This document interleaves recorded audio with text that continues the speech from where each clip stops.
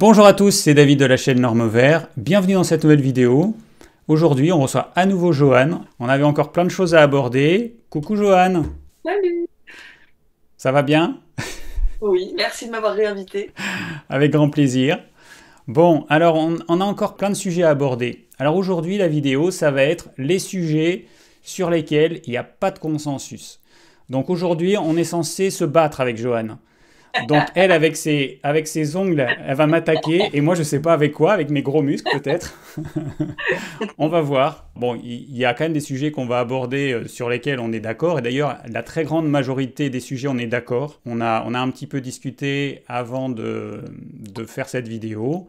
C'est Justement. chiant. Mais oui, mais du coup, il y aura moins de bagarres. Je suis désolé. Il y aura moins de bagarres. Moi, comme je vous ai dit, j'ai démarré le cétogène il n'y a pas longtemps. J'ai beaucoup plus de questions que de réponses. Et donc, il y a plein d'incertitudes. Donc, s'il y a un truc que j'ai pas dans le cétogène, ce sont des certitudes. Ça, c'est une évidence. Et donc, je cherche des réponses comme tout le monde. Alors, c'est vrai qu'il y a des gens dans les commentaires qui vont me balancer des certitudes en me disant non, c'est pas comme ça qu'il faut faire, c'est comme ça. Bon, j'ai envie de dire, ben, t'es gentil mon coco, mais qu'est-ce que t'en sais, hein? Qu'est-ce que tu en sais? Moi, en tout cas, j'en sais rien. Ce qui est clair, c'est que il faut vraiment adapter les choses à chacun. Moi, je suis contente que tu n'aies pas de certitude. Parce que, dans le fond, qui en a? Qui peut se prétendre? Qui peut prétendre, pardon, en avoir? Dans le fond, faudrait être à l'intérieur de nous, la personne qui absorbe et n'absorbe pas, et qui sait ce qui se passe exactement. Donc, on fait des assumptions, on fait des suppositions, euh, mais on ne fait que ça. Et on a chacun une expérience différente. Alors moi, je ne parle pas du cétogène, hein, mais on a une expérience différente.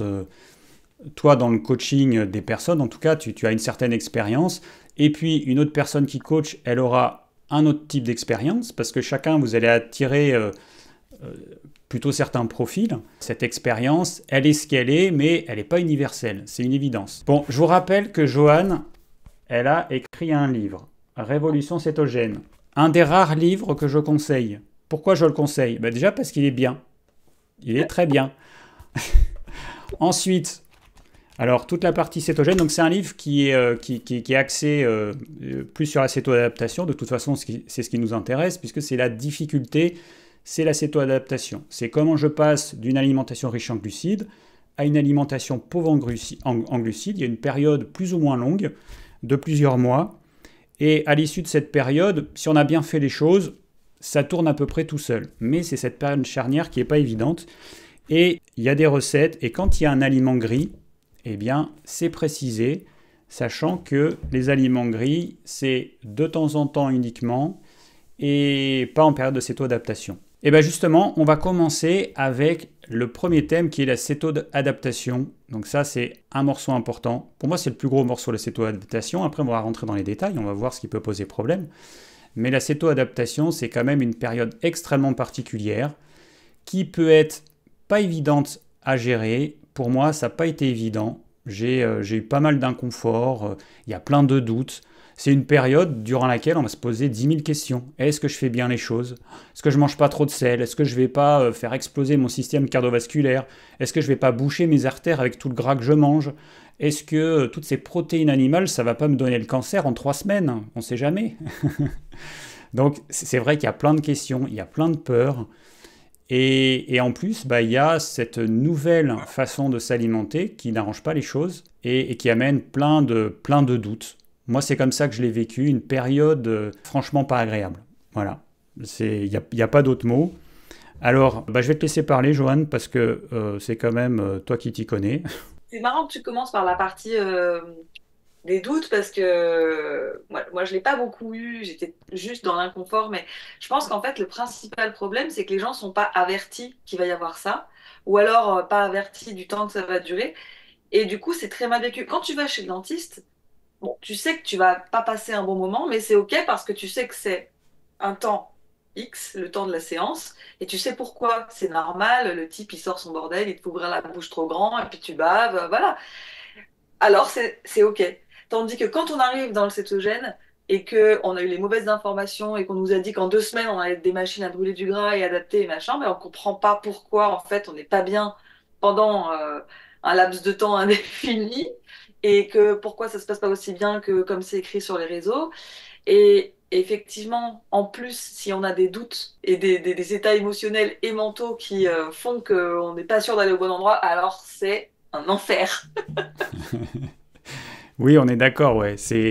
Ça peut être hyper mal vécu et je pense que c'est là qu'il y a une bonne partie des gens qui vont abandonner le cétogène parce que, comme tu viens de le dire, ça colle pas du tout avec le petit monde de bisounours qu'on nous a vendu. Alors évidemment, bon, on sait pourquoi, il y en a qui font ça. C'est clairement plus sympa de vendre un nouveau mode alimentaire qui est censé se faire, en tout cas la transition elle est censée se faire très rapidement, et puis il se passe pas grand-chose de négatif, tout va bien, c'est génial. Sur les réseaux sociaux, moi c'est vrai que c'est un truc qui me gave parce que tu as des gens, tu vois, souvent tu as des jeunes de 20, 30 ans qui vont te parler d'anti-âge, de tout un tas de sujets.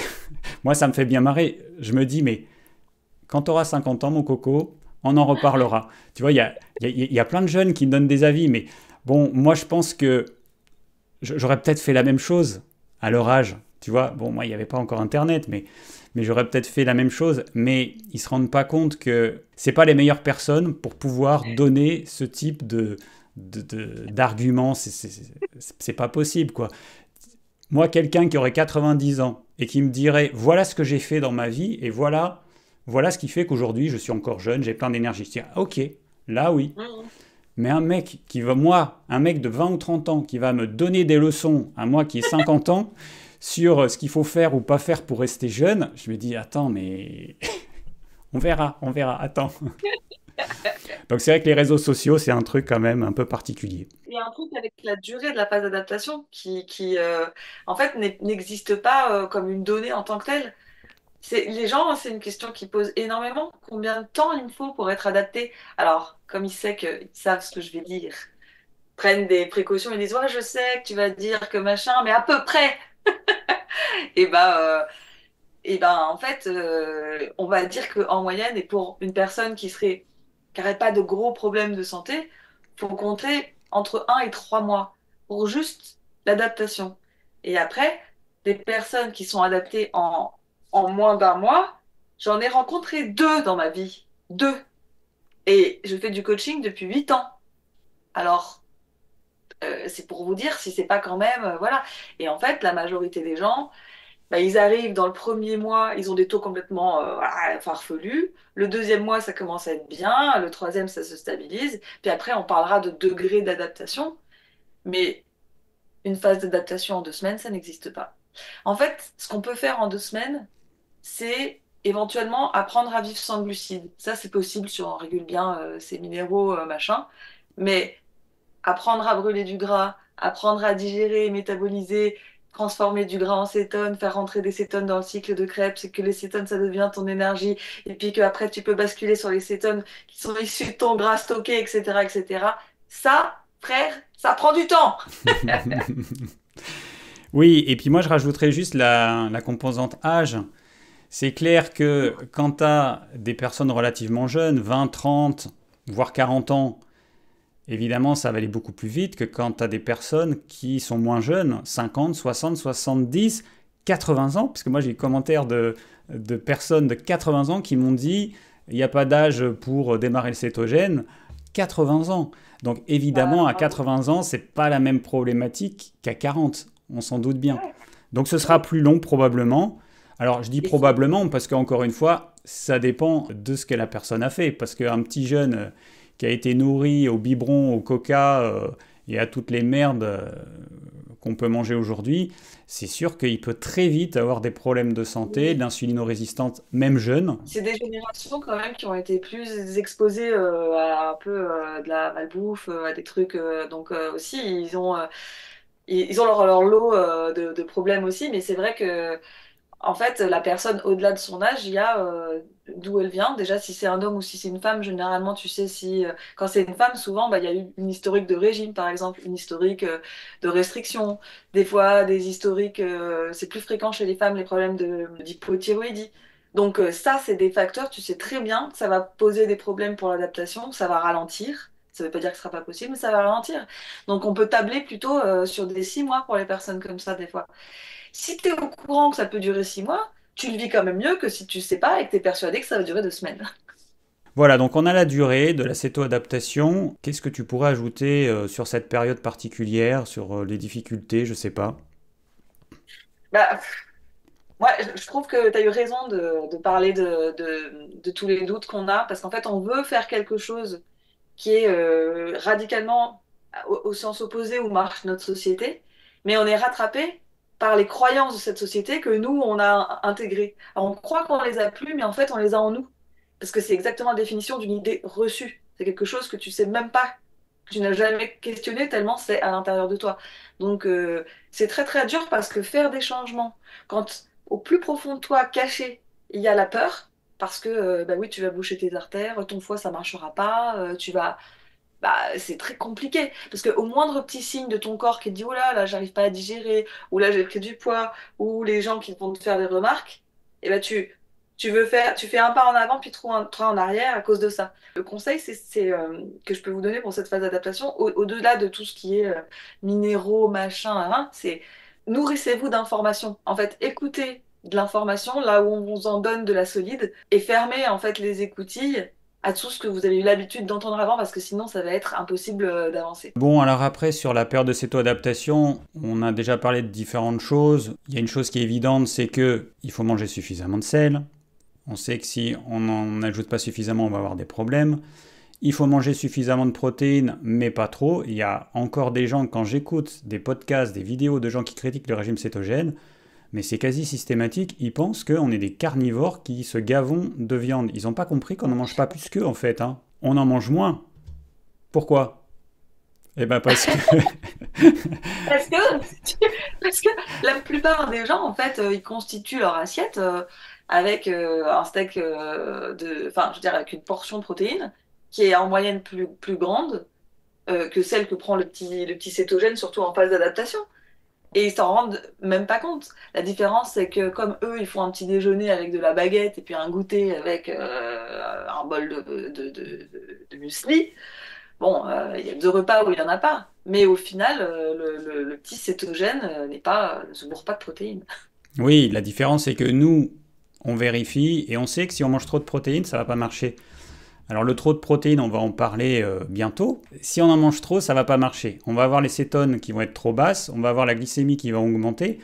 Donc c'est aussi pour ça qu'en régime cétogène, on ne peut pas s'amuser à manger trop de protéines, ça ne marchera pas en fait. En fait, pour moi, ça n'a pas de sens en plus parce que du coup, ça voudrait dire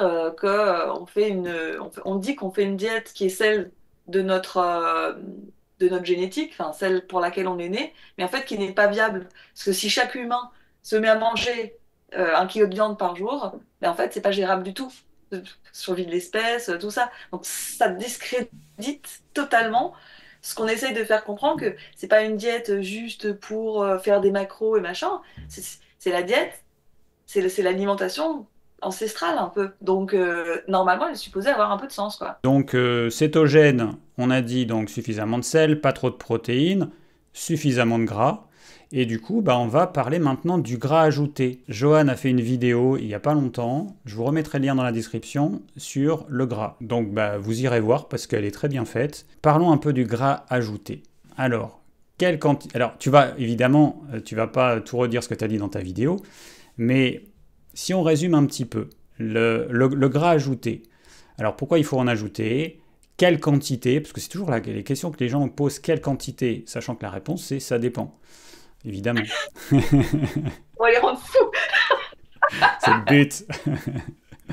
Donc, allez, le gras ajouté en quelques minutes. Déjà, si vous êtes en phase d'adaptation, il y a des standards qui sont différents. Et moi, souvent, je dis aux gens, bon, il faudrait monter à 200 grammes de matière grasse ajoutée par jour, qui est une quantité à la louche, qui, à mon sens, est nécessaire pour la phase d'adaptation. Et en fait, ce dont on discutait avec David avant de commencer, c'est les facteurs qui peuvent vous aider à moduler cette quantité. Parce qu'il y a des éléments, qu'est-ce qu'on a dit, de taille. Bah, la taille, le poids, enfin la taille et le poids. Moi, j'aurais tendance à parler de poids idéal. Voilà, poids idéal, taille, évidemment. Quelqu'un de très grand qui a à peu près son poids idéal, c'est pas la même chose que quelqu'un de tout petit qui est en surpoids et voilà. Donc taille, poids idéal. Et puis, bah, qu'est-ce qu'on a vécu? Est-ce qu'on on a un background avec de l'insulinorésistance, avec de l'hypothyroïdie? Donc voilà. Avec des privations. Parce que moi, je suis petite, hein, là, ça se voit pas parce que David a fait des cadrages intelligents. Mais je fais 1,58 m, donc je suis un petit modèle. Et ben, moi, il m'a fallu entre 200 et 220 grammes de matière grasse ajoutée par jour pour m'adapter. Sauf que grâce à ça, je me suis adaptée en 2 mois, quoi. Et je pense que ça aurait pris plus de temps si j'avais pas décidé de... C'était beaucoup, hein. Je n'avais pas besoin de ça pour vivre, on est bien d'accord. Ça m'a aidé en fait à calmer parce que moi je viens d'un endroit où ben, j'avais fait plein de restrictions, plein de jeûnes, enfin je l'ai dit la dernière fois, donc je ne vais pas le redire, mais en fait il fallait stabiliser la glycémie, enfin, ça a servi à plein de choses parce que j'avais aussi de la candidose, donc c'était pour aussi calmer les envies de sucre, etc. Peut-être qu'une personne, même un homme, qui aurait été plus grand que moi, mais qui aurait pas eu cet historique avec la nourriture, bah, ça se trouve, avec 180, 170 grammes de matière grasse ajoutée, il avait les mêmes résultats. Donc, je suis d'accord avec les trucs de taille et de poids, parce que évidemment, plus on est grand et plus on a un métabolisme qui consomme, plus c'est facile de monter ses matières grasses. Ça l'est moins quand on est petit, voilà. Mais parfois, c'est quand même nécessaire. Et en fait, c'est embêtant parce qu'on est en train de vous répondre sans vous répondre. En train de vous dire oui, il y a une quantité, mais en fait, elle n'est pas universelle. On ne peut pas donner un chiffre. Le truc, c'est ça, en fait, c'est que c'est impossible. Il n'y a pas une formule magique qui va donner un chiffre en fonction de la taille et du poids. Ça n'existe pas, ça n'existera jamais. Comprenez bien que ça dépend de ce que vous avez vécu, de votre génétique, de votre âge, de votre vie d'aujourd'hui, de plein de choses, en fait. Et puis, cette histoire de recette, c'est insupportable parce que c'est comme ça que les gens essayent de vendre quelque chose. Il y a toujours des gens qui veulent vendre leur programme, leur formule, leur machin. Et moi, je me battais avec ça la première année dans le cours métabolisme parce que les gens voulaient. Alors voilà, donc je mange ma quantité de protéines que je multiplie par 1,75, puis ça me fait la quantité de gras. Donc pour 1 gramme de protéines consommées, machin. Ça, c'est des formules qui n'existent que. Non, en fait, non. Et si ça existait, bah, on ne serait pas là en train d'en parler en fait. Tout le monde connaîtrait la formule, tout le monde l'appliquerait, puis ça serait plié. Si tu devais conseiller de façon générale, je vous rappelle que là on fait des vidéos, on vous donne des informations générales. Après, il faut individualiser évidemment. Mais si tu devais conseiller les gens pour dire comment est-ce que je peux déterminer la quantité de gras ajouté qu'il me faut, qu'est-ce que je ferais semaine après semaine, comment je pourrais voir qu'il me faut plutôt 200 que 180 ou plutôt 220 que 200, comment est-ce qu'on peut faire? Moi, je partais de ce que vous arrivez à digérer. Si c'est 120, bah tant pis, c'est 120. Si c'est 150, c'est bien. Vous partez de là où vous arrivez, ce que vous arrivez à faire, et vous progressez petit à petit, de 10 en 10 par exemple, jusqu'au moment où vous voyez vos taux se décrocher. Il y a toujours un endroit où ça fait un pivot, où vous passez de taux approximatifs, c'est-à-dire pas horrible, mais pas bon, à pif. Pif, ce bruit était nul. Mais genre, ah, ça y est, ça marche. Donc, en fait, partez de là où vous êtes, vous n'avez pas vraiment le choix d'autre chose, et progressez jusqu'à avoir des résultats. Petite chose, est-ce que tu peux nous rappeler pourquoi est-ce que tu parles de gras ajouté et pas de gras? Alors tu en as parlé dans ta vidéo, mais tu vas juste le rappeler, pourquoi tu parles pas de gras total consommé sur la journée en calculant le gras qu'il y a dans tout ce que tu manges? Pourquoi tu parles de gras ajouté? Parce que déjà, je sais que je m'adresse pas que à des personnes qui débutent et pas que à des personnes qui travaillent avec une appli. Donc, pour toutes les personnes qui vont pas utiliser d'appli, qui veulent faire les choses d'une manière un petit peu plus simplifiée, bah, ça leur permet déjà de faire juste en se disant, tiens, bah, moi je pèse un morceau de beurre de 50 grammes, je le mets avec mon repas. Ça simplifie beaucoup les choses. Ça, c'est la première raison. Et la deuxième, c'est parce que j'ai remarqué que quand on parle de gras de l'appli, surtout avec les gens en coaching, bah, on se rend compte qu'ils mettent bien le gras qui les arrange et que du coup, ils comptent. Bah, l'appli, elle compte le gras qu'il y a dans ton fromage, elle compte le gras qu'il y a dans tes amandes, elle compte le gras qu'il y a dans ta barre keto machin. Et donc, tu ne sais jamais vraiment quelle est la part des choses entre du gras qui va pas être très bien digéré, pas facile à métaboliser pour ton corps et qui va pas aider ton adaptation, et un gras qui va l'aider, comme du beurre, comme de la graisse de bœuf, tu vois. Donc, c'est aussi pour obliger les gens à avoir les idées claires sur ce qu'ils ont consommé exactement. Pendant la céto-adaptation, ça a été compliqué. Il m'a fallu quand même un petit peu de temps parce qu'en tant que personne qui mange des glucides depuis 50 ans, bah, ma vésicule biliaire, elle était au chômage, donc elle faisait plus grand-chose, la pauvre. Et en plus, moi, je faisais partie de ces gens, quand ils avaient une tranche de jambon, qui coupaient consciencieusement le gras, l'enlevaient, le mettaient sur le bord de l'assiette. Ou quand il y avait un morceau de viande, qui coupait tous les petits morceaux de gras, qui les mettait sur le bord de l'assiette. Je faisais ça. Alors maintenant, je mange tout. Maintenant, je mange tout. Je suis amorphale. Je mange le gras. Mais ça a été dur. Il y avait un côté psychologique. Et puis, il y avait une aversion du gras parce que pendant 50 ans, j'aimais pas ça. Donc, il y a eu cette problématique. Il a fallu du temps donc, pour que mon corps il arrive à réapprendre à digérer le gras. Beaucoup de jours et de nuits avec des nausées. Et puis maintenant, ça va. Ma façon de consommer le gras, eh ben, aujourd'hui, c'est un peu compliqué à calculer parce que je fais des plats dans lesquels j'inclus le gras dans les végétaux que je cuis, dans les légumes que je cuis. Ah, je mets beaucoup de gras, mais vraiment beaucoup. Tu vois, j'ai des bocaux de gras de bœuf. Et donc hier, j'ai fait du riz de chou-fleur et j'ai dû mettre un tiers du bocal, tu vois, des grands bocaux, hein, un tiers du bocal.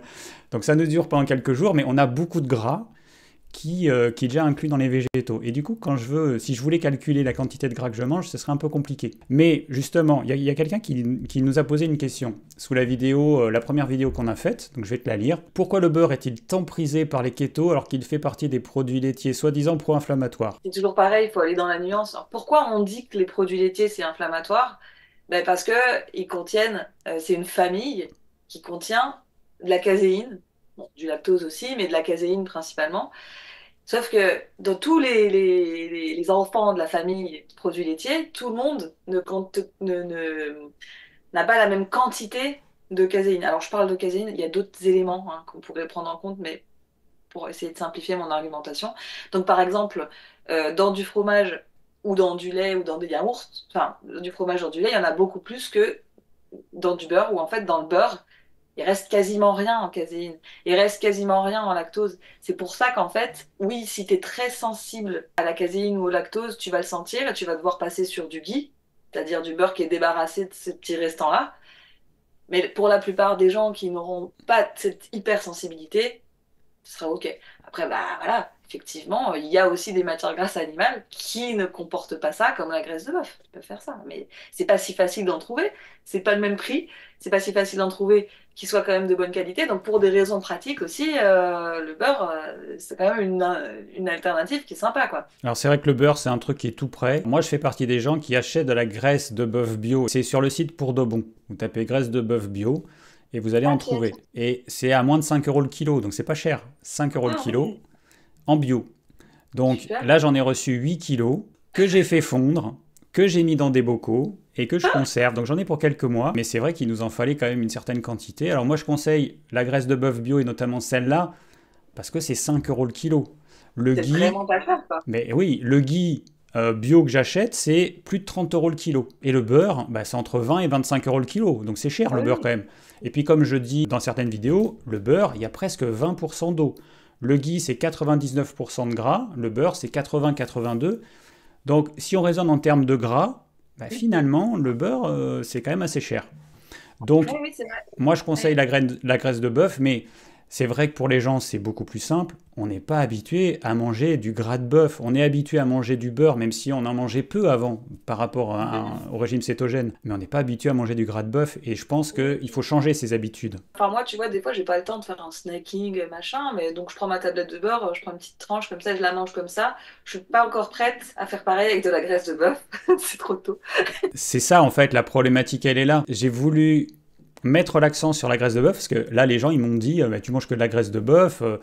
Bah, après, j'ai expliqué l'histoire du prix, le fait que c'est un bon gras. On m'a motivée là, hein, par contre, hein, je vais commander sur pour de bon, moi aussi, hein. Parce qu'avant, en fait, elle était hachée très finement, et là, c'est beaucoup plus gros. Et le résultat, c'est que c'est un peu plus difficile à faire fondre complètement. Et quand tu as fini de faire fondre ta graisse de bœuf, tu te retrouves avec un truc qui ressemble un peu à du steak haché, un peu gras, enfin un peu beaucoup gras. Et François, il adore ça. Il le mange comme ça, tu vois. Ça fait un peu comme des fritons, sauf que comme moi, je veux pas avoir la problématique de la protéine animale trop cuite, je le fais pas trop cuire. Je vais pas le faire cuire jusqu'à ce qu'il n'y ait plus du tout de gras. Donc il va rester du gras dans ce truc. Après, on fait des petits pochons de 100 grammes, on met au congélateur et on le mange comme ça. Bon, on Super. sort et voilà. Moi, je gâche rien, hein. Je suis une mémé dans un corps de mec. Une mémé qui a fait la guerre, tu sais. Je gâche rien. D'ailleurs, il y a des amis qui se foutent de ma gueule parce qu'ils voient que c'est comme ça. T'imagines la mémé dans ce corps? Un peu de sérieux, Johan. Alors, on en était où? Oui, donc voilà pourquoi le beurre. Bon, revenons à nos moutons. Gras ajouté, ok, on a vu. Maintenant, on va parler de la quantité de protéines animales. Alors ça, c'est les sujets où vraiment il n'y a aucun consensus. Parce qu'il y en a qui vont conseiller 1 gramme par kilo de poids de corps. Donc si par exemple je fais 60 kilos, j'ai besoin de 60 grammes. Il y en a qui considèrent qu'il faut prendre 1,2 g, 1,6 g, 2 grammes. Donc si je prends 2 grammes, je pèse 60 kilos, ça me fait 120 grammes de protéines. Si je veux l'équivalent à peu près en viande, je multiplie par 4. 4 fois 120, ça fait 480. Ça fait à peu près 500 grammes de viande par jour, à étaler sur X repas. Donc on passe de à peu près 250 grammes à 500 grammes. Donc il y a une fourchette qui est quand même assez large. Alors ce qui est évident, c'est qu'il y a des différences entre les hommes et les femmes. Il y a des différences en fonction du poids. Alors moi je raisonne en termes de poids idéal, hein. Quelqu'un qui serait en surpoids, il ne faut pas tenir compte de ça. Donc je dis à la personne, c'est quoi ton poids idéal? C'était quoi le poids que tu avais à 20 ans si tu n'étais pas déjà en surpoids? Voilà, donc on raisonne pour avoir un ordre de grandeur en poids idéal. Et puis après il y a l'âge. Voilà, il y a l'âge. Homme-femme, poids idéal et l'âge. Mais c'est marrant parce que par rapport à ce que tu disais, la plupart des gens pensent l'opposé. C'est-à-dire que la plupart des gens pensent que plus ils vieillissent, moins ils ont besoin de protéines. Enfin, moi, j'ai toujours entendu mes grands-parents dire, oh ben nous, à notre âge, on n'a plus besoin de protéines, machin. Et souvent, les gens pensent ça, que quand on est jeune, on doit avoir plus. C'est pour ça que ce que tu m'as dit tout à l'heure, je trouvais vachement intéressant. Oui, bah, la problématique, c'est qu'il y a une aversion vers la protéine, il y a une sorte de dégoût. En fait, quand on prend de l'âge, on est plus attiré vers les saveurs sucrées. Alors, il peut y avoir différentes explications. Il peut y avoir le fait que notre palais, il va s'émousser et qu'on va aller vers ce qui nous stimule le plus. À mesure qu'on avance en âge, ben, on ressent moins les saveurs. Et forcément, le sucré, c'est quelque chose d'assez explosif. Donc, il y a beaucoup de personnes d'un certain âge qui vont manger beaucoup, beaucoup plus de trucs hyper stimulants, qui auront envie de manger plus salé, peut-être plus acide et surtout plus sucré. Et de la protéine animale, ils ont l'impression qu'ils n'en ont pas besoin, ce qui est complètement faux. On en a besoin, quand on a à partir de 60 ans, on en a besoin de quasiment 2 fois plus que quand on avait 30 ans ou 40 ans.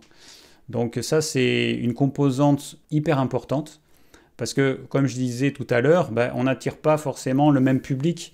Et ben, moi, je vois dans vos commentaires, quand je fais des lives avec des questions-réponses, je vous demande de me donner votre âge, donc je vous demande si vous êtes un homme ou une femme et me donner votre âge, comme ça me permet de voir un petit peu quel est mon public. Intéressant.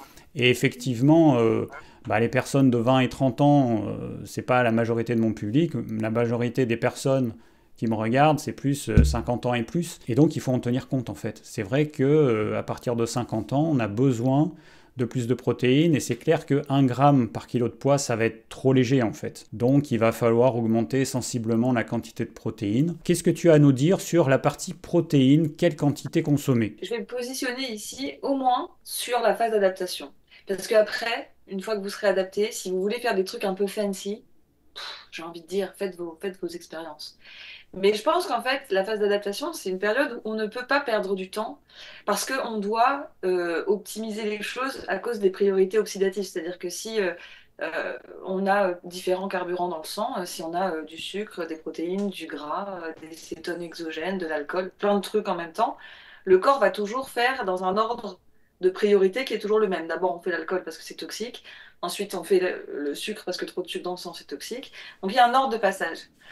Et le gras, c'est le dernier, malheureusement. C'est pour ça que si vous voulez arriver au moment où vous allez dégrader votre gras, il faut avoir fait tout le reste avant. Et c'est pour ça que je pense qu'il y a un enjeu, surtout en phase d'adaptation, pour trouver la bonne quantité de protéines. Si on va trop bas, on nourrit pas sa masse maigre, ses organes, sa peau, tout ce qui est vital. On nourrit pas la structure de notre corps.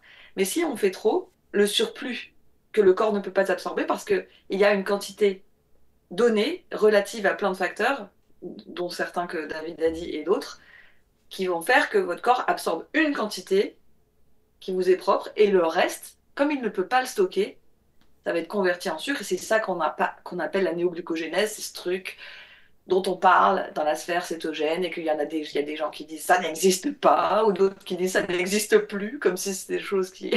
voilà. Alors, l'enjeu, de ne pas trop jouer avec en phase d'adaptation, sinon vous allez avoir du mal. Et c'est là que les gens sont pas forcément d'accord, c'est que même David et moi, on n'est pas très d'accord.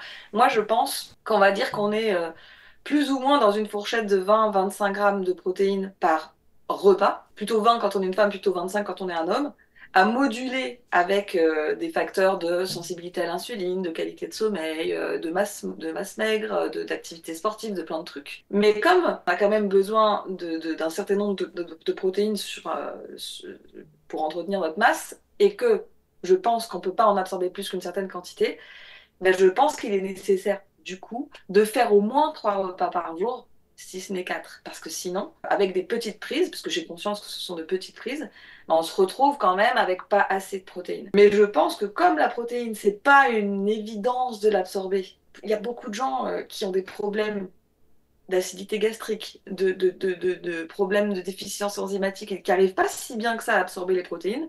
Je préfère miser sur des petites prises bien raisonnées plusieurs fois dans la journée que sur une ou deux grosses prises énormes qui risquent de ne pas être absorbées, puis à la fin on est carencé. Donc j'ai conscience que ça ne fait pas l'unanimité, mais moi c'est comme ça que je construis les prises alimentaires, au moins en phase d'adaptation. Bon, je vais parler de ma petite expérience. Alors, comme je disais à Johan tout à l'heure, comme j'ai pratiqué le jeûne intermittent avec un repas principal par jour pendant des années, pendant je crois 4 ans, je me suis retrouvé avec la difficulté de ne pas pouvoir ajouter plein de petits repas. Aujourd'hui, je mange 2 repas, mais je ne peux pas faire plus. Et par exemple, quand je me suis fait mesurer la glycémie et l'insuline à jeun, après il fallait que je prenne un petit déjeuner, ensuite avant le repas de midi, et je ne sais plus 2-3 heures après le repas de midi, du coup j'ai dû complètement changer mon organisation, parce que normalement je mange 2 repas par jour, un le matin et un en fin de journée. Et là je devais faire matin, midi et puis le soir. Et en fait, le problème, c'est que moi, le midi, j'avais pas du tout faim. Donc le matin, à 8 heures, j'ai pris 2 œufs à la coque, et à midi, je n'avais pas faim. Donc, Ah bah oui, mais c'est parce que tu te lèves tard. non, au contraire, je suis réveillé tôt. Non, moi, je suis Et t'as réveillé... pas faim quand tu te réveilles? Alors, quand je me réveille tout de suite, généralement, j'ai pas faim, mais la faim vient assez rapidement. Mais par contre, donc nous, on mange à 9 heures. Mais je pourrais manger à 8 heures. Ça hyper tard, tu vois, il faut que je mange tout de suite comme on lève. Nous, on a une organisation où c'est notre repas principal, donc ça demande un certain temps de préparation. Puis bon, je me lève, je me prépare, je vais voir mes petites poules, tu vois, bon, j'ai mon petit rituel. Donc, oui, on a 9 poulettes. La mamie qui est cachée dans le corps de David. Le truc, c'est que j'ai pris mon petit déjeuner à 8 heures. 8 heures midi, ça fait quand même 4 heures. Pour la plupart des gens, il n'y a pas de problème. Hein. Oui, J'ai juste si t'as mangé 2 œufs. j'ai mangé que 2 œufs, mais je n'avais pas faim. Et donc aujourd'hui, je suis calé comme ça, et en fait c'est hyper désagréable de manger quand t'as pas faim. Là j'en ai fait l'expérience ponctuellement, mais bon, du coup je reste avec ça, et encore des fois, je mange à 9 heures, et à 18 heures j'ai même pas faim. Ah ouais. À 18 heures j'ai pas faim en fait. Donc voilà, donc moi je suis dans ce cas particulier. Alors peut-être que j'ai une digestion lente, parce que je suis une mamie dans un corps d'homme de 50 ans, mais peut-être que j'ai une digestion de mamie, et que du coup, je mets beaucoup de temps à digérer, on ne sait pas. Donc il peut y avoir ça, hein, effectivement, je peux digérer très lentement. Mais forcément, je ne suis pas le seul dans ce cas-là. Mais c'est un problème, parce que moi, je ne pourrais pas manger 3 repas aujourd'hui, ce ne serait pas possible. Quand tu manges des glucides, c'est pas la même chose, parce que souvent, les gens, ils confondent l'hypoglycémie, qui est générée par la consommation de glucides, avec la faim. Leur estomac, il n'est pas forcément vide, mais ils ressentent de la faim. Et en fait, avant, si j'ai décidé de faire le jeûne intermittent, c'est parce que je digérais plus rien le matin, en fait. J'essayais tout, jusqu'aux soupes. Même des soupes, j'arrivais plus à digérer une soupe le matin, donc c'est pour ça que j'ai squeezé le petit déjeuner. Ça a été bénéfique pendant un temps, jusqu'à ce que ça ne le soit plus. J'ai quand même continué, même si c'était plus bénéfique, parce que je pensais que c'était bien. Et puis bah là, du coup, en ayant décalé mon repas de midi à 9 h, bah, c'est beaucoup mieux. Mais c'est vrai que faire X repas, et François, en fait, il a essayé aussi de faire plusieurs repas, c'est ce qu'on lui avait conseillé. Et en fait, ça a été la cata, quoi. Ça a été vraiment la cata, parce que là, du coup, il n'a pas du tout digéré. Voilà, il a eu la nausée toute l'après-midi. Enfin, ça n'a pas été une bonne expérience. Parce qu'on est plus jeune, et puis parce qu'on a été mal habitué à faire un repas par jour pendant des années. Donc aujourd'hui, on en est là, on fait avec. Bon, moi, en tout cas, je suis bien comme ça, parce que du coup, entre le matin et la fin de la journée, je suis libre, je fais ce que je veux. Tu vois, non, mais ça, je trouve ça bien, je trouve ça pratique. C'est un gain de temps. Ah bah oui, c'est clair. Et moi, je me vois pas manger 3 4 fois par jour parce que ça te fait perdre du temps, quoi. Bah oui, parce que toi, tu as la chorale du village, puis après, tu as tricot. Donc,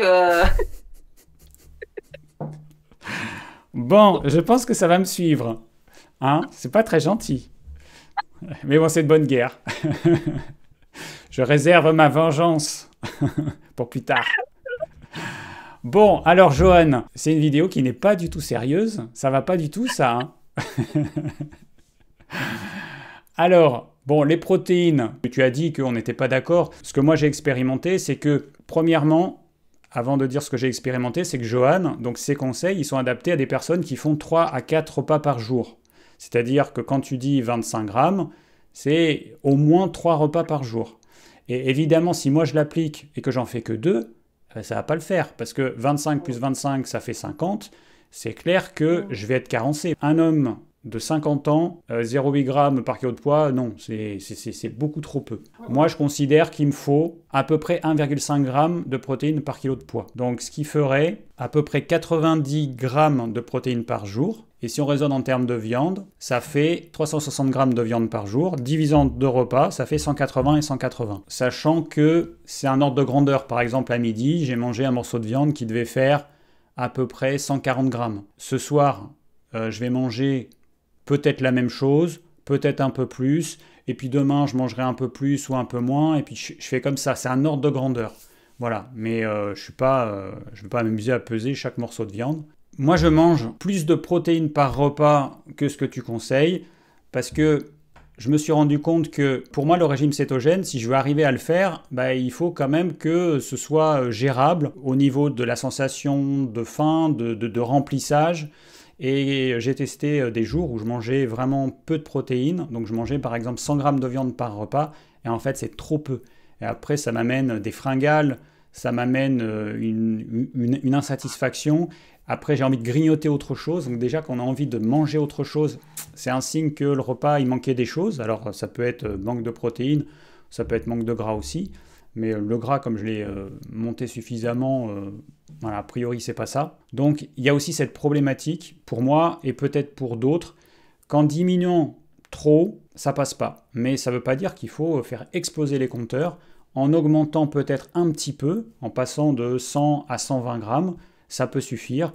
En fait, l'idée, c'est de trouver juste le niveau qu'il faut pour ne pas avoir de fringales après, ne pas avoir l'impression qu'il manque quelque chose, ne pas avoir l'impression que le repas, il n'y avait pas assez, et puis ne pas dépasser notre quota de protéines, au-delà duquel nos compteurs ils vont monter trop haut, quoi. Enfin, en tout cas, la glycémie va monter trop haut, les cétones vont descendre trop bas. Donc voilà ce dont je me suis rendu compte. Mais j'espère que ça ne va pas trop vous perturber, ces mini-divergences d'opinion. En fait, c'est à chacun à trouver ce qui lui convient. La problématique, de toute façon, elle est toujours là dans l'alimentation. On ne pourra jamais vous dire ce que vous devez manger au gramme près, c'est pas possible. Donc vous faites des tests, vous voyez.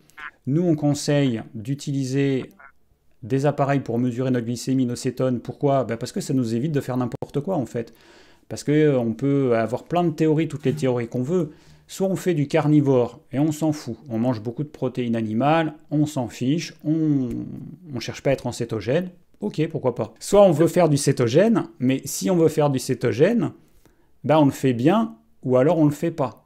Et pour voir si on fait bien ou pas, il faut se mesurer en fait. Il y a des gens qui disent j'ai pas encore acheté d'appareil, bon, je sais pas si c'est bien utile. Le problème, c'est que je vois pas comment on va pouvoir évaluer ce qu'on fait, si on fait bien les choses, si on mange trop de protéines ou pas assez, si on mange trop de gras ou pas assez, si on n'a pas une mesure de ces cétones. Je vois pas comment on va pouvoir voir ça. Très sincèrement, c'est pas possible.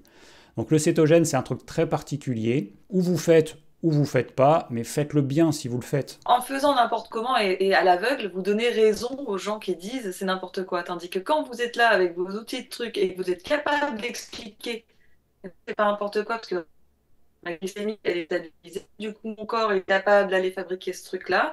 Ça, c'est un sous-produit du gras. Ça rentre dans le cycle de Krebs. Là, en fait, c'est difficile pour les autres de venir vous dire que vous faites n'importe quoi. Moi, je trouve qu'il y a un côté quand même assez unique avec cette diète, qu'on vous donne les outils et la capacité de comprendre ce que vous faites. À l'inverse de tous les hermétismes de ces diètes où faites ça, prenez de la soupe aux choux et je sais pas quoi, et puis vous voyez, là en fait on est pour la première fois dans un truc où on peut prendre un peu le contrôle. Bah profitez-en. On a vu que le nombre de repas que tu conseilles, c'est minimum 3 repas par jour. Maintenant, on va voir quand prendre ces repas. Alors, on va faire un truc assez rapide, mais quand prendre ces repas, sachant que on va peut-être parler directement du jeûne intermittent, en fait, dans cette problématique, parce que c'est intimement lié. Est-ce que tu peux nous expliquer un petit peu ce que tu penses sur le moment où prendre ses repas et puis donc le jeûne intermittent qui consiste le plus souvent à faire sauter le petit déjeuner. Je suis pas contre le jeûne intermittent, des fois je le pratique, mais vraiment je pense que c'est une connerie de le faire le matin. Vous faites cette diète parce que vous voulez avoir un métabolisme qui marche bien. On va simplifier les choses. Vous voulez être en bonne santé, avoir un métabolisme qui marche bien, et puis gérer votre poids, etc. Donc vous avez besoin certes de gérer vos filières énergétiques, vous avez envie d'être en cétose, mais il y a d'autres phénomènes qui vous régulent. Vos hormones vous régulent. Et notamment, il y a une hormone qui est centrale pour réguler le métabolisme de l'énergie, la gestion du poids, c'est la leptine. Et donc, quand on fait n'importe quoi avec les heures de repas, on dérégule sa leptine et on empêche le corps de faire ce truc qui fait naturellement, de réguler naturellement notre poids. Donc moi, dans le travail que je fais avec les personnes pour ça, j'aime bien qu'elles mangent dans l'heure qui suit leur réveil pour rassurer l'hypothalamus et réguler la leptine. Ça, c'est la première chose. Donc je déteste pour ça que les gens saute le repas du matin. Et puis aussi parce que on est des animaux qui avons une très mauvaise vision de nuit. Donc, en fait, quand il fait nuit, on mange pas. On peut pas chasser, on peut pas cueillir, on peut même pas préparer les trucs. Donc, il y a une sorte de logique qui fait que c'est surtout quand il fait jour qu'on mange. Donc, pour moi, on prend ces repas. Déjà, si on voulait vraiment faire un truc très, très, très large, quand il fait jour. Puis il faut éviter de manger quand il fait nuit. Alors je suis d'accord, quand c'est l'hiver, ça complique un peu les choses. Parce qu'il y a certains endroits de France où à 4h30, il fait nuit. Mais moi, en fait, j'ai tendance à jeûner dans ces périodes-là. C'est-à-dire quand il fait nuit très tôt, et c'est les périodes où j'ai tendance à faire sauter le repas du soir, justement, parce que je pense qu'on absorbe mieux la nourriture quand il fait jour et qu'on a été un peu conçu pour ça. Donc, voilà, pour moi, c'est mieux de prendre ses repas quand il fait jour. Bon, je sais qu'il y a des exceptions à tout ça. C'est un schéma, hein. C'est un truc très, très, très, très schématique. Et si vraiment je dois jeûner, je préfère faire ce repas du soir parce que comme ça, je favorise la qualité de ma nuit. Je perturbe pas ma nuit par la digestion. Je sais que certes, je vais peut-être manger moins, mais comme je vais être en train de dormir, je ne me mets pas dans un état de stress qui pourrait générer des productions de cortisol, du catabolisme, générer des perturbations hormonales. Je suis en train de dormir. Parce que je pense que quand on jeûne, il vaut mieux se reposer. Même si c'est du jeûne intermittent, même si vous avez l'impression que c'est facile, etc. Moi, c'est ma philosophie. Si tu manges pas, repose-toi, quoi. Euh, je préfère manger 3 repas, mais quand je mange que 2, alors j'aime mieux que ce soit le soir. Je sais pas, j'ai l'impression d'avoir été un peu brouillon. Est-ce que ça te paraît clair? Pour moi, c'était clair. Alors, je vais juste préciser que la leptine, c'est l'hormone de la satiété. Mais pas que. Parle-nous un petit peu de la leptine. Et la leptine, c'est une hormone qui est dans tes cellules adipeuses et qui, entre 22h et minuit, on va dire, se connecte à ton hypothalamus pour dire, voilà, le stock de gras de David, c'est ça, à peu près, c'est X, Y, Z. Alors, si ton corps, qui connaît très bien où est ton poids de forme, décide que c'est trop, le lendemain, il va réguler tes hormones thyroïdiennes, ta sensibilité à l'insuline, ton énergie, pour que tu dépenses plus. Je vais simplifier.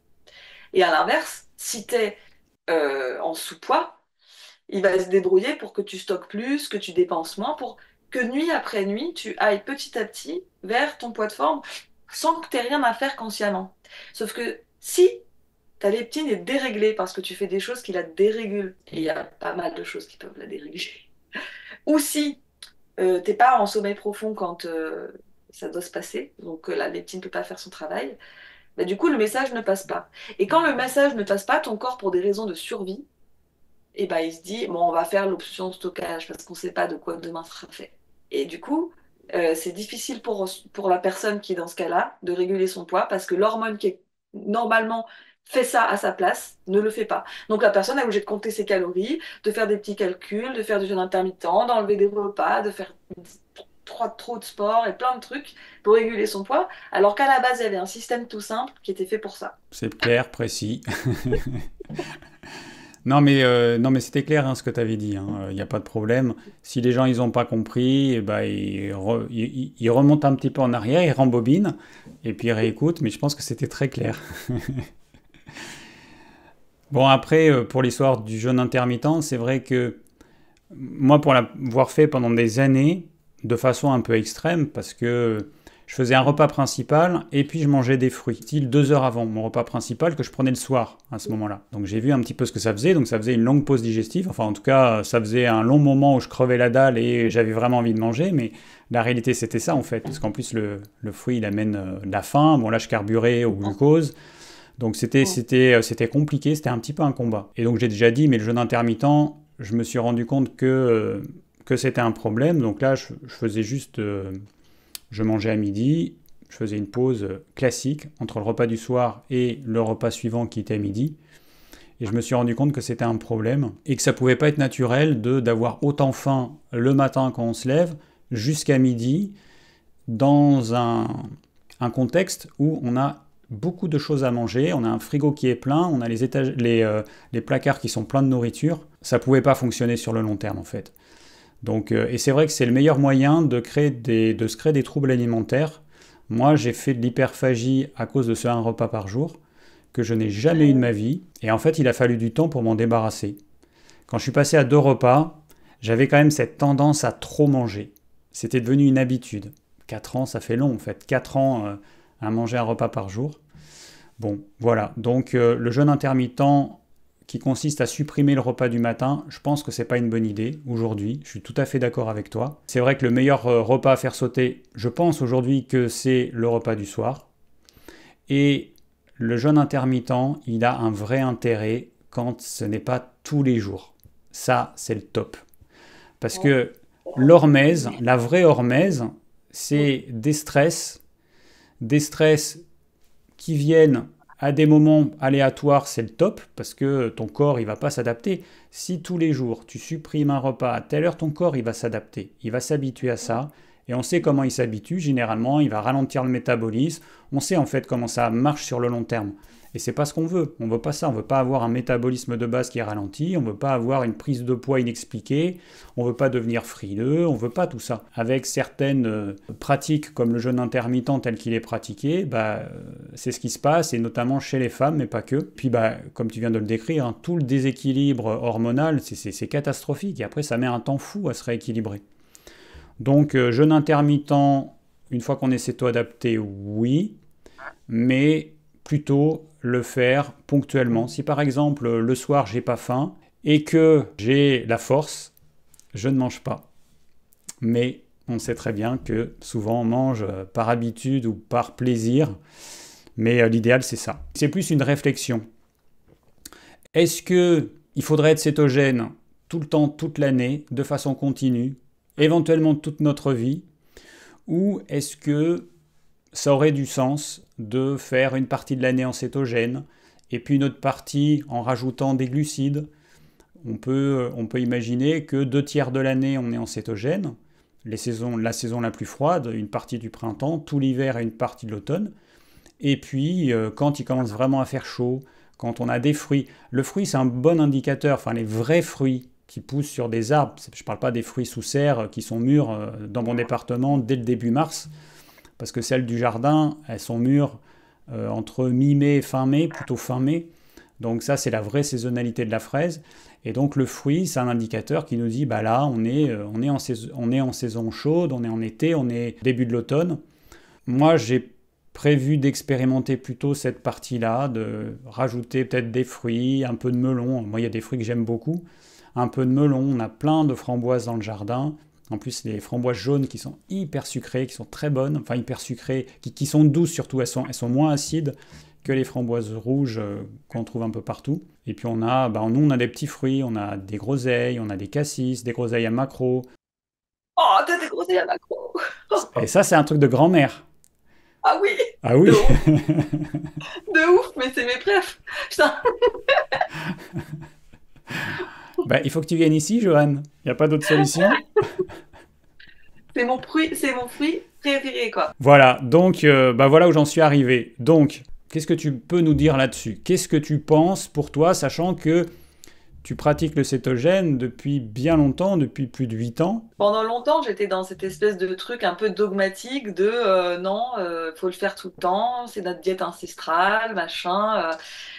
J'étais vraiment là-dedans et pas que pour le dire, hein. Enfin, j'étais surtout là-dedans pour moi. C'est-à-dire que moi, je n'avais pas envie d'en décoller et aussi parce que ça m'avait apporté une certaine sécurité par rapport à mes problèmes alimentaires, mon comportement alimentaire, mon rapport à la nourriture, mon métabolisme. Ça a guéri certaines choses en moi. Donc, en fait, il y avait aussi, au-delà de la doxa, du truc, hein, de la peur. Donc, moi, je voulais pas en sortir. J'ai changé d'avis parce que pour plusieurs raisons. La première est quand même théorique que si tu fais ça, c'est-à-dire que si tu vas chercher la capacité de brûler du gras, etc., c'est aussi pour regagner ce qu'on appelle la flexibilité métabolique. Et la flexibilité métabolique, ça veut vraiment dire flexible, ça veut vraiment dire je suis capable de faire gras et je suis capable de faire sucre en fonction de ce qu'il y a. Mais si en fait tu l'utilises jamais ta flexibilité, bah, tu l'as eu pour rien. Donc en fait, tu es redevenu rigide, mais de l'autre côté. C'est-à-dire que tu... Et tu donnes raison aux gens qui disent, ouais, les cétogènes, ils ont peur du sucre. Donc il y a ce premier truc. Le deuxième truc, c'est que je me suis aussi aperçue que chez certaines personnes, faire trop longtemps, ça peut déréguler leur leptine, par exemple, parce que ça peut, en fonction de comment c'est fait, être trop stressant. Donc, en fait, parfois, c'est même nécessaire de faire des réintroductions de glucides, par exemple pour relancer la leptine. Il y a d'autres raisons. Et puis, la troisième raison, c'est qu'en fait, biologiquement, c'est ce que tu as dit. L'hiver, notre diète, c'est par défaut le cétogène, mais l'été, et même à nos latitudes, il y a des trucs qui poussent. Et en fait, je crois que quand on est bien connecté à son cycle circadien et qu'on veut donner à notre corps de la cohérence, c'est-à-dire lui faire comprendre où est-ce qu'on est, dans quel environnement, à quelle latitude, à quelle saison, eh ben, on peut lui donner des indications aussi par ce qu'on mange, parce que la nourriture, c'est pas que de la calorie, c'est aussi de l'information. Alors, bah, je pense que ça peut faire sens, en fait, si on en a l'envie et la capacité, bah, d'avoir des prises de glucides. Alors, ça ne veut pas dire, du coup, se faire des journées d'OMAC, mais ça veut dire qu'on peut, si par exemple, il y a des groseilles à macro, en avoir un petit peu. En tout cas, maintenant, moi, c'est l'option que j'ai choisie, même si dans le fond, pour moi, le cétogène, c'est plus confortable. Mais quand même, l'été, je remarque que j'introduis plus ce genre de choses, ou même que je m'autorise parfois des vrais cheat days, hein. Mais je sais qu'en fait, l'été, c'est toujours mieux toléré. Ça a un sens. Ça peut contribuer à avoir une leptine bien régulée. Ça peut contribuer au cycle circadien. En fait, ce qui devait être un point de divergence, du coup, ne l'est pas. Quel dommage, quel dommage. Toutes les personnes qui nous suivent regrettent ça, finalement. Pas de combat, pas de fight. Mais du coup, quand tu réintègres ces glucides, est-ce que ça se passe très bien ou est-ce qu'il y a de l'inconfort ou est-ce qu'il y a des fringales qui reviennent, il y a des... Voilà, explique-nous un petit peu comment ça se passe. Ça dépend grandement de est-ce que la seule chose que tu régules dans ta vie, c'est l'alimentation? Et dans ce cas-là, oui, l'introduction de glucides, ça risque d'être un peu compliqué. Ou est-ce que tu es capable de comprendre qu'en fait, tu es aussi régulé par plein d'autres facteurs? Et je vais juste donner un exemple de ça.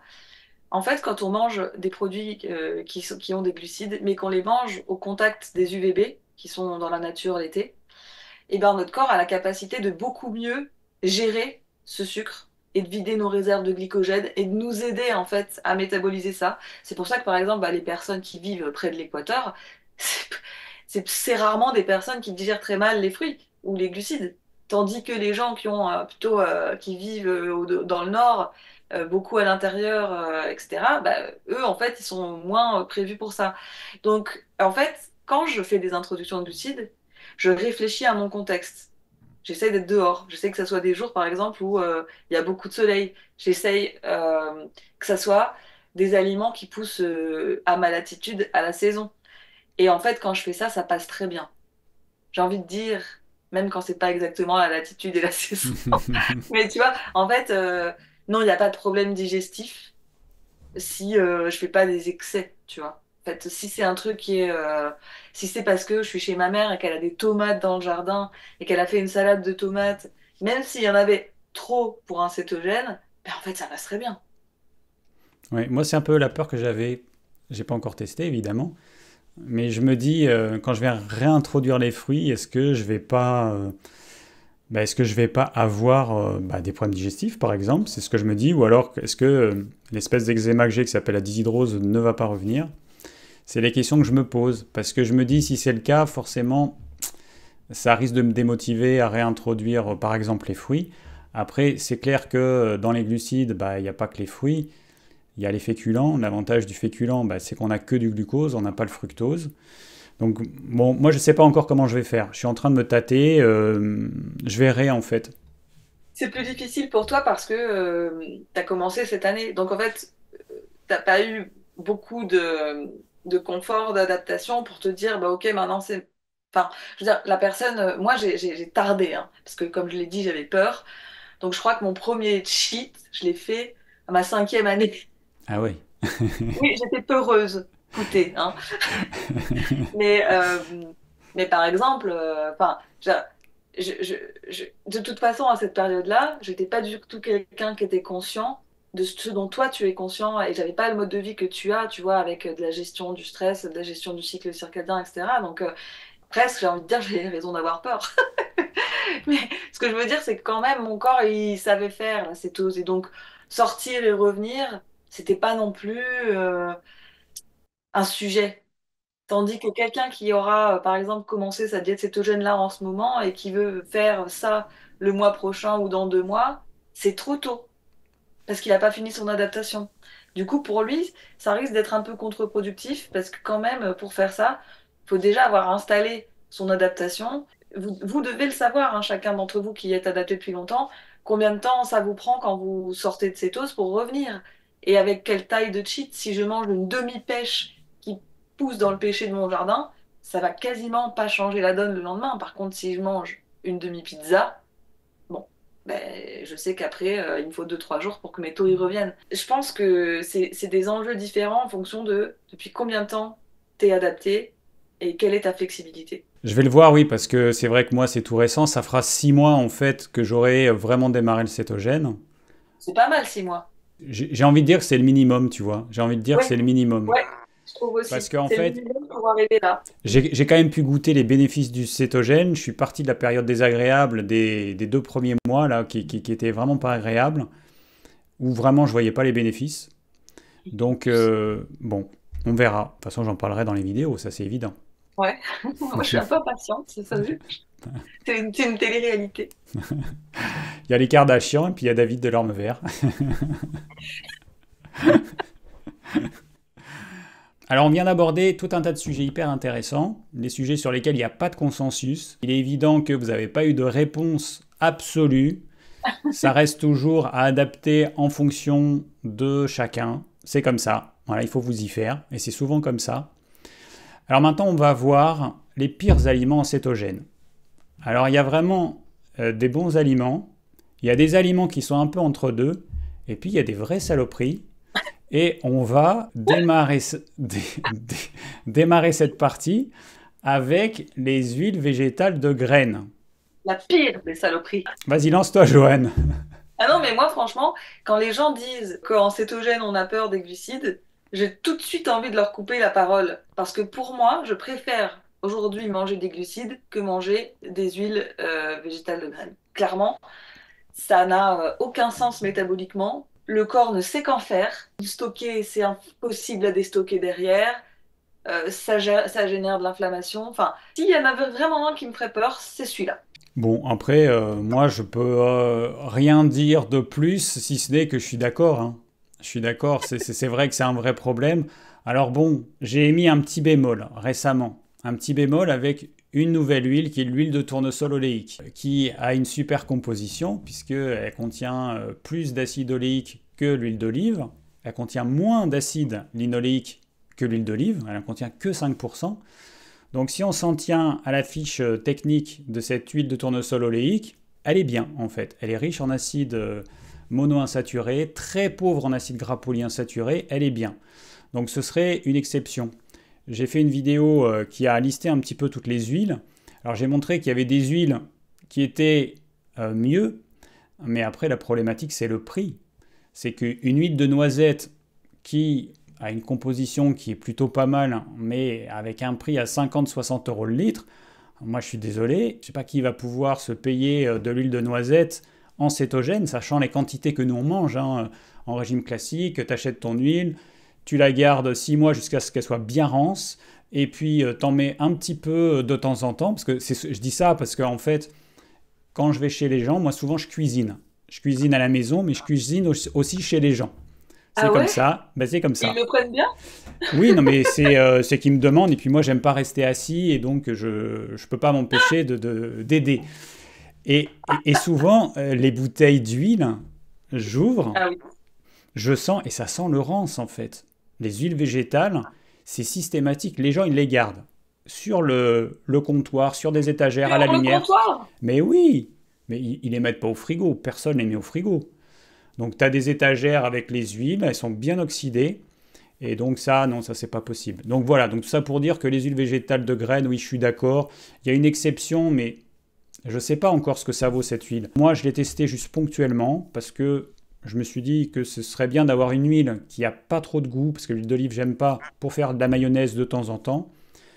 Mais est-ce qu'elle est bonne? D'après la composition, elle serait bonne. Après, il faut la tester. Et c'est en la testant, s'il y a plein de monde qui la teste et qui se rend compte que bah, ça va à peu près, mais par contre, dans le doute, je ne la conseillerais pas au quotidien. Voilà. Dans le doute, je me dis que c'est peut-être... on ne sait pas. Voilà, on ne sait pas. Donc c'est une exception, mais sinon, ouais, les huiles de graines, ouais, oubliez, c'est pas fait pour nous. Je vous rappelle que ça a été à l'origine créé pour graisser les moteurs, hein, au début de l'ère industrielle, fin du 19e et début du 20e siècle. Elles servaient à ça, ces huiles. Jusqu'à ce qu'il y ait un couillon qui se dise, bon, ce serait bien qu'on trouve un autre marché si on la faisait bouffer aux humains. En plus, c'est vrai que c'est comme ça que ça s'est fait. Alors, je sais pas s'il y a eu un couillon ou plusieurs couillons, parce que généralement, il y en a, voilà, hein, pour des histoires d'argent, je pense qu'il y en a pas mal qui ont flairé le filon, mais les huiles, c'était pas fait pour ça. Enfin, en tout cas, ces huiles-là. Deuxième aliment sympa, les sucres d'alcool. Ça, c'est super sympa. C'est super bon. Petit goût sucré. C'est un peu la fausse bonne idée du game.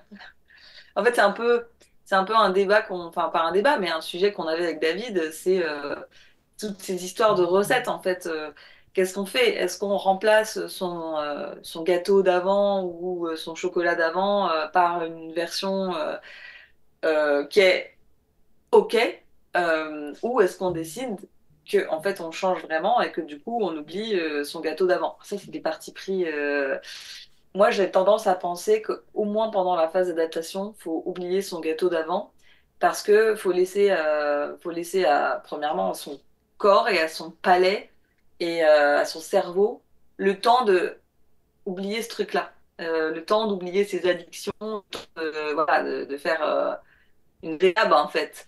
Et au-delà de ça, parmi les produits qu'on propose pour remplacer le sucre et qui seraient soi-disant OK, malheureusement, il n'y en a aucun qui est bulletproof. Il n'y en a aucun qui n'a pas une contrepartie un peu à la con. Effectivement, j'ai testé un petit peu l'érythritol dans le début de mon cétogène.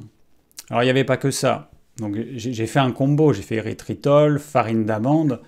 Donc, je rappelle, l'amande, ça contient à la fois des lectines, ça contient des acides gras polyinsaturés, et ça contient beaucoup, beaucoup d'oxalates, ce que je ne savais pas.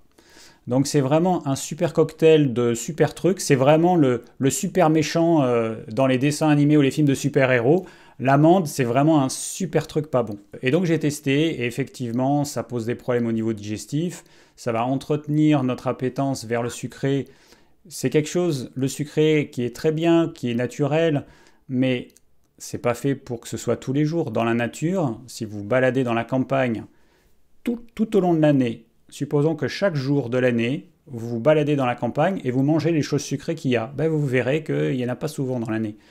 Qu'on va trouver à l'automne des mûres, on va trouver suivant les endroits où on est, courant de l'été, on peut trouver des myrtilles en montagne, on va trouver des merises aussi en montagne, et là ça va être en juin, mais c'est des périodes très courtes, et donc c'est rare en fait. Donc entretenir cette saveur sucrée qui va dire à notre corps on est en été, on est en été, on est en été, comme tu l'as dit tout à l'heure, hein, l'alimentation ça apporte aussi des informations pour notre organisme, et l'information de la saveur sucrée c'est on est en été. Donc c'est bien d'être en été, c'est-à-dire que l'été ça dure, en tout cas la saison chaude on va dire que ça va durer 3-4 mois. La période où on stocke, soit dit entre parenthèses. Voilà, c'est vrai, c'est vrai. Et c'est pour ça, oui, que les choses les plus sucrées, c'est la fin de l'été au début de l'automne. C'est pour pouvoir qu'on puisse bien s'engraisser en prévision de l'hiver. Sauf que les animaux, eux, durant l'hiver, ils ont tendance à maigrir parce qu'il y a moins de nourriture. Que l'humain, lui, par contre, en hiver, il a tendance à s'engraisser encore plus. Mais heureusement, on a les magazines féminins au printemps qui nous offrent les solutions miracles, le nouveau régime. Je me demandais ce que tu allais dire, mais heureusement quoi. Et puis en plus, au-delà de ça, au-delà du goût sucré tout le temps et de l'info qu'on donne au cerveau, bon, l'érythritol, je sais pas toi comment tu l'as vécu, mais moi ça me donne des ballonnements, ça me donne mal au ventre, ça donne mal au ventre à la plupart des personnes, et puis ça interfère avec la production de cétone. Difficile d'expliquer pourquoi, c'est juste une constatation. Mais c'est vrai, il semblerait que ça interfère. Donc si vous êtes quelqu'un qui en plus a du mal à faire monter sa cétonémie, alors vraiment, non, quoi. Moi, j'ai pas pu expérimenter ça parce que c'était au début du cétogène. Donc, j'étais pas du tout céto-adapté. Donc, j'ai fait les erreurs au début. Donc, les conseils qu'on donne dans cette vidéo, pas d'aliments gris durant la céto-adaptation. Je les ai tous testés pendant la céto-adaptation pour être sûr de bien Voilà, prolonger. Oui, mais c'est pour ça qu'on on fait ces vidéos justement pour dire que on l'a expérimenté. C'est pas la peine, vous allez perdre des mois pour rien en fait. Ça évitera pas que vous le fassiez, mais de toute façon, au moins, vous saurez qu'on avait raison. Mais moi, je veux dire, même aujourd'hui, je les fais encore, ces conneries-là, parce que des fois, j'ai envie. Mais je le vois. Je vois bien que si je prends un dessert où il y a de l'érythritol, le lendemain, ma cétonémie, elle n'est pas normale. Considérant ce que je mange de gras, je sais que c'est pas normal. Même si c'est pas grave, évidemment, de faire des écarts et d'avoir les cétones Oui. qui baissent, c'est pas un problème dans l'absolu. Non. C'est juste que Oui, c'est oui. un indicateur qui nous dit t'as fait une connerie et probablement t'as fait quelque chose qui est pas bon pour ton corps. Oui, C'est oui, juste ça en fait. c'est vrai, t'as raison de le recentrer. C'est pas dans l'absolu grave, mais c'est quand même un truc indéniable. Donc ponctuellement aucun problème. Bon, c'est clair que si c'est de l'érythritol, putain, mais c'est un mot qui est super En compliqué. plus, en plus, Érythritol, ils auraient pas pu nous mettre un mot simple, érythritol. Si c'est tous les jours, évidemment, ça va pas le faire. Alors, après, il y a différentes fibres aussi. Hein, l'inuline. si tu veux, t'as des familles. La famille des sucres d'alcool où t'as sorbitol, maltitol, xylitol, érythritol a un fonctionnement. Alors, soit dit en passant, maltitol, sorbitol, jamais de la vie. Hein. Je dirais même pas en rêve. C'est pire que l'érythritol. C'est pire. Mais, et après, tu as la famille des fibres. Alors, on trouve souvent de l'inuline. Et les industriels aiment bien mettre l'inuline parce que ça apparaît moins dans le compte de glucides que les sucres d'alcool, où en fait, on est obligé, en Europe en tout cas, de marquer qu'il y a des glucides, alors qu'en fait, soi-disant, on pourrait les déduire. Enfin, pour des histoires de compte, les industriels aiment bien mettre de l'inuline. Puis comme ça, ils peuvent dire, ouais, c'est sans sucre d'alcool. Oui, d'accord. Et puis en plus, l'inuline, ça a bonne presse parce que, oui, mais c'est naturel. C'est chicory roots, machin. Sauf qu'en fait, la fibre, même naturelle, sortie de son contexte et mise dans une trop grande quantité, c'est l'équivalent d'un truc pas naturel. Ça fait très mal à l'intestin. L'inuline dans les produits, je vais être un peu garage, mais c'est ballonnement, gaz, paix et transit infernal. Donc souvent en plus, les gens vous vendent ça, bah tiens, tu pars en randonnée, tu peux prendre une petite barre, et bah bon courage pour la rando. Je plains les gens qui sont derrière vous. Ouais, et puis l'inuline, alors l'inuline, on en trouve naturellement dans certains végétaux. Par exemple, si je me trompe pas, dans l'artichaut. D'ailleurs, c'est ce qui amène une petite saveur légèrement sucrée, en fait, Oh. dans certains trucs. Donc, il y a le topinambour. Donc, Ah ouais. ce sont des végétaux, pour ceux qui ont déjà testé, qui effectivement sont très générateurs de gaz. Donc, si on a envie d'être un producteur de biogaz, c'est vrai que c'est une bonne solution. Mais sinon, il y a d'autres moyens de nourrir notre microbiote qu'avec de l'inuline. Et puis, comme tu l'as dit, ouais, c'est sorti de son contexte et donc c'est en quantité, enfin, c'est pur, quoi. Donc, il n'y a pas tout ce qu'il y a autour normalement dans le végétal. On va finir avec les produits ultra transformés keto. Alors en France, je ne sais pas trop. En France, c'est clairement moins présent, à part sur certains sites, donc certains sites que tu aimes bien, que tu nommes parfois. Mais sinon, aux États-Unis, c'est quelque chose de commun, tu en trouves partout, ça fait partie du lifestyle, c'est censé être des bons trucs, les aliments Mm, keto, industriels. mm. Bon, qu'est-ce qu'on peut en dire? Ça arrive hein, parce que j'étais à Bruxelles chez une copine et en fait dans plein de magasins, les Deleuze et tout, je voyais des bars low carb au maltitol. Hein. Et j'ai testé, hein, je me suis ruiné le ventre. C'est une horreur. Mais bon, moi je les aime pas. Pour moi, c'est du refus de changement. C'est pour dire aux gens, t'inquiète pas, tu n'as pas besoin de changer tes habitudes, tu as juste besoin de changer de magasin. Donc, tu peux manger ton pain cétogène, ta gaufre cétogène, tes tortillas cétogènes, et tu n'as pas besoin de changer. Mais en fait, vous êtes venu là pour changer ou pas? Donc, et puis, en plus, la composition, c'est un enfer. J'avais fait un live il y a longtemps, il y a 3 ans ou 4, où on prenait les produits et c'est l'enfer. Enfin, souvent, le premier ingrédient, c'est soit gluten, soit protéines de céréales. Donc, c'est toutes les prolamines. Tout ce qui est le plus agressif pour l'intestin, WGA, tous les pires. Donc, en fait, on vous fait un pain où, ouais, il n'y a pas de glucides, mais enfin, il y a toutes les lectines, tous les trucs qui agressent l'intestin, tous les trucs qui génèrent de l'inflammation. Souvent, en plus, c'est dégueulasse. Franchement, moi, je suis italienne. J'ai été élevée à aimer les pâtes, le pain et ces trucs-là.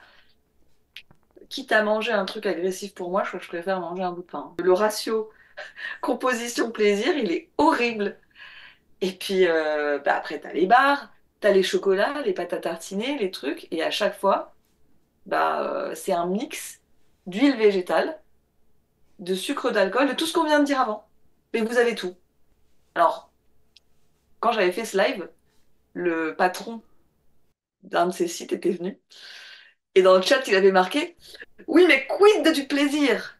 Mais en fait, ça, c'est sous-entendre que tu pourrais pas trouver du plaisir dans le reste de ton alimentation. Et c'est le plus gros mensonge qu'on peut faire, hein. Parce que c'est faux. Enfin, je sais pas toi, mais moi, en fait, j'aime bien ce que je mange. Ah bah moi aussi. D'ailleurs, c'est intéressant parce qu'il y a quelqu'un qui m'a fait cette remarque il n'y a pas longtemps dans un commentaire assez long, mais très intéressant, qui disait justement que c'est pas normal d'avoir besoin d'être récompensé comme un enfant avec un dessert parce que on a mangé notre repas. Alors déjà, on est des adultes et le but de nos repas, c'est de nourrir nos organismes, d'apporter ce dont notre corps a besoin et de nous faire plaisir aussi, et on peut parfaitement faire les deux. Et des gens qui ont besoin systématiquement d'avoir cette récompense grâce au dessert, ça veut dire qu'il y a quelque chose qui ne va pas. Alors effectivement, transitoirement, c'est tout à fait normal. Quand tu es habitué pendant des dizaines d'années à prendre un dessert, il va y avoir un manque. Ça va être une désaccoutumance physique. Hein, on doit se désaccoutumer d'une drogue. Donc ça prend quelques semaines. C'est assez rapide. Ensuite, il y a l'habitude. Se désaccoutumer d'une habitude, ça prend plus de temps. Et c'est plusieurs mois en fait qu'il faut. Puis après, on se rend compte qu'en fait, mais on n'en a pas besoin et on n'en a plus envie. Et l'envie qu'on pourrait avoir ponctuellement, là par contre, ça a du sens. Le dessert qui est plus une fête en fait. On imagine bien qu'au Moyen-Âge, quand on mangeait du sucre ou des choses comme ça, c'était exceptionnel. C'était pendant des mariages, c'était très rare. Et aujourd'hui, on est passé d'un dessert par jour, c'est-à-dire quand j'étais gamin. Maintenant, ça fait un moment que ça dure, c'est plusieurs desserts par jour. Les gens, ils vont avoir un choix dans leur frigo. Ils vont prendre, ah tiens, je vais prendre celui-là, et je vais prendre celui-là. Ils peuvent prendre deux, trois desserts. Moi, c'est ce que j'ai vu, mais je me dis, mais c'est la folie en fait. Il n'y a plus de limite. Je suis pas non plus à l'extrême inverse, c'est-à-dire que bah, des fois je me fabrique des desserts moi aussi. Enfin, je vais faire une préparation qui inclura certains ingrédients, notamment de la stevia. Alors, c'est pas non plus tout clean, hein. La stevia, ça contient aussi des oxalates. Ça fait partie de choses que je vais fabriquer, enfin de desserts que je vais me faire pour moi en connaissant ma tolérance à certains produits, mon intolérance à certains autres et mon besoin d'avoir de temps en temps un aliment qui me fait plaisir. Mais il faut le gérer dans tout un contexte. Puis, si vous le fabriquez, vous saurez ce qu'il y a dedans. C'est-à-dire que vous pourrez quand même éviter toute l'horreur de ce qu'on vous met dans les bars. Enfin, je dis pas, et c'est vraiment pas pour dire, moi ce que je fais c'est tout clean, tout clean. C'est pas vrai. J'essaye, et c'est aussi dans les recettes que je propose de faire le truc le moins dommageable possible, mais aussi m'apporter quelque chose en termes gustatifs, etc. Mais en vrai, c'est pas tous les jours, et c'est pas bourré de sucre d'alcool, parce que du coup, ça aurait plus vraiment de sens. Et je crois vraiment que plus le temps passe, bah plus je me dis, quitte à manger un truc comme ça, je vais aller chercher sa vraie version, que d'essayer de faire une version cétogène machin qui aura presque plus d'inconvénients que la vraie. Je pense que tu peux enlever le mot presque. Mm. Parce que vraiment, franchement, ça a beaucoup plus d'inconvénients. Moi, j'avais déjà parlé, enfin, ça fait un petit moment que je parle des pains sans gluten. Quand je vois les recettes de pains sans gluten, je suis désolé, c'est équivalent au pire qu'un bon pain fait avec de la bonne farine, variété ancienne, une vraie fermentation suffisamment longue. Parce que à l'origine, le pain, il était fait comme ça. Même comme ça, c'était pas l'idéal. Mais en tout cas, c'était infiniment mieux que les pains industriels qu'on a aujourd'hui. Après, oui, tu as tout dit, en fait, c'est de temps en temps, c'est parfois... Moi, je vais donner un exemple. Ce matin, on est allé faire des courses. J'ai acheté une tablette de chocolat noir, 90%, donc qui contient du sucre, hein, mais bon, ça contient 11% de sucre.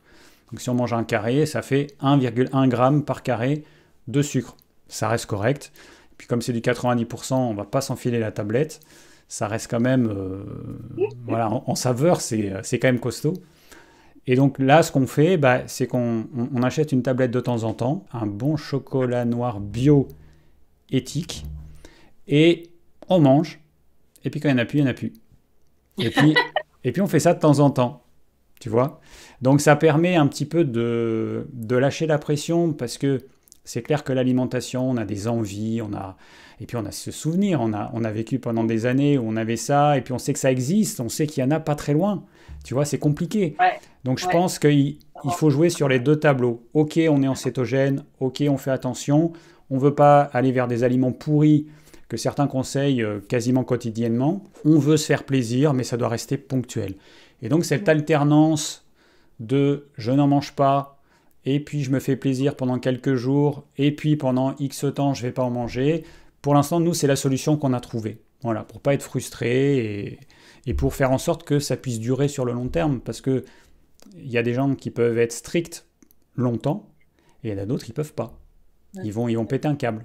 Donc maintenant, on va passer à quelques petites questions-réponses. Alors, une première question pour Johan, de Tiché, qui te demande la chose suivante, parce que moi je n'avais pas de réponse. Concernant cette production de mélatonine, est-il possible que le port de lunettes perturbe la réception d'UVA par l'œil, ou peut-on considérer que l'impact est négligeable? Moi par exemple qui porte des lunettes, je vais dehors, parce que tu avais dit dans la vidéo précédente que les vitres de voiture bloquaient les UVA, ben, du coup peut-être que moi, Bien en sûr. portant mes lunettes tout le temps, je vais avoir des problèmes aussi. Les verres de tes lunettes filtrent autour de 70% du spectre. Donc, quand on porte des lunettes, quand on veut aller dehors pour se synchroniser à son cycle circadien, il faut le faire sans lunettes de préférence. Alors, les lunettes, c'est moins pire que les lentilles parce qu'on a la vision périphérique quand même un petit peu et que la lumière voyage intelligemment. Donc, un petit peu peut donner l'info, mais si vous pouvez, enlevez vos lunettes. Et sinon, il y a une marque qui fait des verres qui sont traités spécialement. La marque, c'est Vivaray, c'est la marque avec qui je suis partenaire. Le verre est traité pour laisser passer les UV, toutes les UV. Donc, si la personne elle est vraiment très très myope et qu'elle peut pas du tout sortir sans ses lunettes, il y a cette solution-là. Genre, moi, je sors dans la rue, normalement, je devrais porter des lunettes. Je les porte pas, donc Il y a des gens que je vois pas, peut-être je loupe un petit peu, des petits eye contact. Je suis célibataire, hein, c'est à cause de ça, je pense. Mais, je privilégie, mais voilà, pour répondre, excuse-moi, je fais une grosse digression, pour répondre, oui, ton verre, il t'empêche de voir tes yeux. Non, mais les digressions, c'est ce qui nous plaît. Il ne faut pas hésiter. C'est Oméga qui me dit, il me semble que la vapeur douce permet de maintenir au mieux les minéraux et les vitamines ainsi que les fibres si tu ajoutes des légumes à la cuisson. La cuisson à la vapeur douce, c'est une vapeur qui est à 95 degrés et tout ce qui compte, c'est le temps de cuisson. Si tu laisses cuire dans ton cuiseur vapeur tes aliments, que ce soit des légumes ou de la viande, 3 heures, ça va être trop cuit. Donc c'est pas tellement le mode de cuisson, c'est qu'en fonction du mode de cuisson, tu feras cuire plus ou moins longtemps. Et que si on rentre dans la partie un peu technique, c'est que la vapeur, elle a une conduction thermique qui est plus basse que l'eau. Ça veut dire que quand je mets un aliment, par exemple un brocoli, dans un cuiseur vapeur ou dans une casserole d'eau bouillante, si les deux ont la même température, ou à peu près la même température, il est clair que mon brocoli à la vapeur, il va mettre plus de temps à cuire parce que la chaleur va mettre plus de temps à pénétrer à l'intérieur du légume, parce que la conduction thermique est plus basse, alors que dans l'eau bouillante, comme la conduction thermique est beaucoup plus élevée, ça veut dire simplement que la chaleur elle pénètre plus vite à l'intérieur du légume. Donc dans un cas, tu vas faire cuire, je sais pas moi, 5 minutes, dans un autre cas, un quart d'heure. Et il y a encore cette idée chez beaucoup de gens que la vapeur, il n'y a pas de problème, ça préserve et tout. Non, si tu fais cuire 3 heures, je peux te dire que tu vas rien préserver. Et on le voit d'ailleurs à la couleur des aliments. Le brocoli, c'est un bon exemple. Il est cuit comme il faut, il reste un vert un peu sympa, tu le fais cuire trop longtemps, genre le brocoli qu'il y avait dans les cantines, c'est infâme. Je ne sais pas si tu te rappelles, mais c'est infâme, ça a une couleur vert cacadois. Voilà. Donc la problématique, c'est juste une question de temps de cuisson en fonction de l'ustensile que vous utilisez. On a fini dans les questions. Juste petite précision, donc dans la dernière vidéo, j'avais parlé des études scientifiques et j'avais dit que les études scientifiques, ça m'agaçait un petit peu, j'avais été même un petit peu grossier et que par rapport aux produits laitiers, bah, les études scientifiques, elles n'avaient pas tellement de valeur. Alors pourquoi est-ce que j'ai dit ça? En fait, j'ai dit ça parce que aujourd'hui, n'importe quel thérapeute, moi ça fait 25 ans que je suis naturopathe, n'importe quel thérapeute fait l'expérience que quand une personne a un problème particulier et qui lui demande d'arrêter les produits laitiers, l'amélioration, on la voit très rapidement. Il y a 9 fois sur 10, il y a une amélioration et dans certains cas, c'est plus qu'une amélioration. Il y a les symptômes qui disparaissent complètement. Et quand on réintroduit le produit laitier, ou quand la personne ne nous le dit pas, elle réintroduit, et puis après elle revient et elle dit « Ah, il y a encore tel problème », et puis tu lui poses la question, et puis tu te rends compte qu'elle a réintroduit. Tous les thérapeutes, les médecins, ils en font l'expérience. Et j'en ai parlé avec Boris de la chaîne Sequoia Santé. Lui, il a de nombreuses expériences avec des patients qu'il avait réussi à stabiliser. Il avait retiré les produits laitiers. Ils avaient certaines maladies auto-immunes. Donc dans ce cas-là, il faut retirer tout produit laitier, même le beurre. Il n'y a que le ghee qui est autorisé. Et puis les patients, à la suite de lecture, ils ont réintroduit les produits laitiers pensant que ça ne posait pas de problème. Et pouf, la maladie, elle reflambe. Donc les études, elles peuvent dire absolument ce qu'elles veulent. Ce qui compte, c'est quand même l'expérience personnelle. Parce que moi, si j'ai 1000 études qui me disent que les produits laitiers, ça pose aucun problème, mais que chaque fois que j'en mange, j'ai des problèmes de santé, et puis quand j'arrête, ça disparaît, ça me fait une belle jambe, c'est d'avoir 1000 études. Surtout que ces études, n'oubliez pas qu'elles sont financées par des industriels, donc elles sont financées par des gens qui ont les moyens de payer ces études, que ces industriels, ils n'ont pas trop envie qu'on démontre que les produits laitiers, ça pose des problèmes, vu qu'ils en mettent à peu près partout dans leur barre énergétique, dans leurs aliments. Donc aujourd'hui, on se retrouve avec une masse d'études qui sont financées par des industriels qui ont les moyens, qui veulent montrer que les produits laitiers ne posent pas de problème. Pour illustrer ça, je vais juste vous donner un exemple. Monsanto, donc Monsanto, celui qui fabrique le Roundup à base de glyphosate, il a 600 études qu'il a évidemment financées, qui démontrent que le glyphosate n'est pas cancérigène. Par contre, quand on va voir des études indépendantes, heureusement il y en a, on se rend compte que là, c'est l'opposé. On se rend compte que ça devient cancérigène. Donc, si on veut démontrer quelque chose et qu'on a les moyens, il y a toujours une solution. Et après, qui va lire les études? Non, mais qui va lire une étude complète? Déjà, il faut l'acheter l'étude, parce que les études, elles ne sont pas gratos. On a souvent un petit résumé. L'étude, il faut l'acheter, donc ça coûte entre 15 et 30 euros. Il faut savoir la lire. Et puis après, il faut savoir la lire. Et ça, c'est un autre problème, parce que personne ne sait lire les études. Boris m'a confié que lui, il avait fait une formation, en plus de sa formation de médecin, il a fait une formation en mathématiques, et donc il a appris à comprendre les études, parce que même, enfin, vous imaginez même pas tout ce qu'il faut savoir pour arriver à lire une étude et voir si c'est valable. Les chiffres qui nous sont donnés dans les études et que nous, un peu naïvement, on va reprendre, mais des fois, en fait, ils veulent rien dire. Bon, bref, donc tout ça pour dire que les études, ça a un intérêt, surtout quand on utilise des études épidémiologiques, juste pour avoir une piste. Voilà, c'est juste pour avoir une piste. Mais chercher à démontrer quelque chose en disant, voilà, il y a 300 études sur les produits laitiers qui démontrent que c'est faux. Parce que déjà, il n'y a aucune étude qui va démontrer que c'est vrai pour 100% des gens. Aucune étude, ça n'existe pas. C'est impossible. Il va toujours y avoir un pourcentage de gens qui sont plus sensibles, d'autres moins sensibles, et c'est ce dont on se rend compte en tant que thérapeute. Il y a des gens qui vont être plus sensibles aux produits laitiers, d'autres moins, où il y a des gens qui pourront consommer au quotidien pendant un certain temps, pendant 10 ans, 20 ans, 30 ans, et puis un jour, ça passe plus. Un jour, il faut arrêter, ça ne passe plus. Et c'est pour ça que moi, je vous conseille, les produits laitiers, de ne pas les intégrer dans votre vie quotidienne, et même avant de faire le cétogène, en vous disant, c'est simple, si vous voulez en manger toute votre vie, mangez-en de temps en temps, parce que là, vous pourrez vous faire plaisir. Si vous en mangez tous les jours, il y a 9 chances sur 10 qu'un jour, vous deviez cesser complètement d'en consommer. C'est comme ça. C'est un constat, en fait. Il peut y avoir des études scientifiques qui disent ce que vous voulez. Les thérapeutes, ils constatent quelque chose de très simple. Les produits laitiers posent problème chez la majorité des gens. C'est un constat, c'est pas un avis personnel, c'est pas mon avis, c'est pas l'avis de David, c'est l'avis des thérapeutes qui se rendent compte que, voilà, il y a un problème, on retire le produit laitier, le problème disparaît, on réintègre, il revient. Alors on pourrait dire que c'est parce que la personne, elle a un problème, c'est pas le produit laitier, c'est l'histamine. On pourrait dire que c'est parce qu'elle a un intestin poreux. Alors moi, ma réponse, elle est très simple. Supposons que j'ai un intestin poreux. Je mange de la viande, de la bonne viande, je mange du bon gras, je mange des légumes hypotoxiques, je n'ai rien. Pourquoi, quand je mange un bout de fromage, ce bout de fromage déclenche des réactions assez explosives dans mon corps? Ça montre qu'il y a bien quelque chose dans ce produit laitier qu'il y a en plus que dans la viande et dans le gras et dans les légumes que je mange et que de toute façon ça me pose problème. Donc après la question c'est pas de se dire oui mais il y a peut-être autre chose en plus. Oui mais revenons à la réalité. La réalité c'est que nous sommes des humains, nous consommons des produits. Si je consomme cet aliment et que j'ai un problème, je retire cet aliment. Et puis de toute façon, un produit laitier qui en plus va favoriser la porosité intestinale à cause de toutes ces substances, parce qu'un produit laitier c'est des centaines de molécules différentes, un produit laitier de toute façon il va en plus favoriser la porosité intestinale. Donc voilà, donc pour cette histoire de produits laitiers et d'études scientifiques, j'espère que vous avez compris que moi je ne suis pas contre les études scientifiques.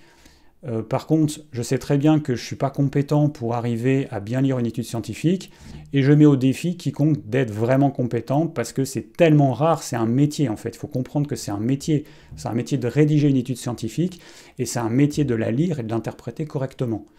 Donc il y a très peu de gens qui sont capables de faire ça et sur YouTube, moi ou les autres, on ne sait pas le faire en fait, tout simplement. Donc on va utiliser ça pour avoir des idées en fait. C'est clair que si on a des études qui nous disent que fumer, ça entraîne le cancer et que on a 99% d'études qui nous disent ça et que on se rend bien compte qu'autour de nous, les gens qui fument, ils sont quand même plus sujets à avoir un cancer, on va se dire, ok, il y a mon expérience personnelle, les études, ça concorde, ok.